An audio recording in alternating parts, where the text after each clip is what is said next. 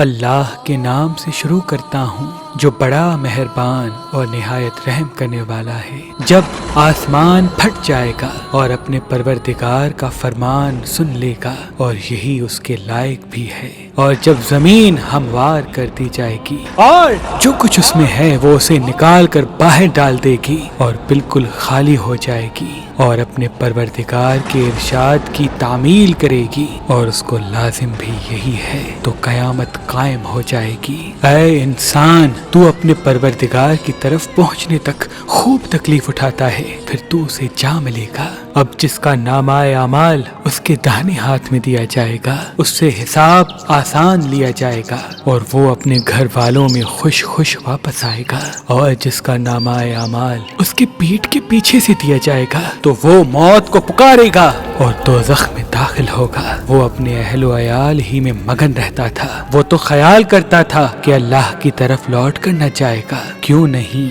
اس کا پروردگار تو اسے دیکھ رہا تھا۔ سو میں شام کی سرخی کی قسم کھاتا ہوں اور رات کی، اور جن چیزوں کو وہ اکٹھا کر لیتی ہے ان کی، اور چاند کی، جب وہ پورا ہو جائے کہ تم لوگ درجہ بدرجہ ضرور چڑھو گے، تو ان لوگوں کو کیا ہوا ہے کہ ایمان نہیں لاتے، اور جب ان کے سامنے قرآن پڑھا جاتا ہے تو سجدہ نہیں کرتے بلکہ کافر جھٹلائے جاتے ہیں، اور اللہ ان باتوں کو جو یہ اپنے دلوں میں چھپاتے ہیں خوب جانتا ہے۔ تو ان کو دکھ دینے والے عذاب کی خبر سنا دو۔ ہاں، جو لوگ ایمان لائے اور نیک عمل کرتے رہے ان کے لیے بے انتہا اجر ہے، ان کے لیے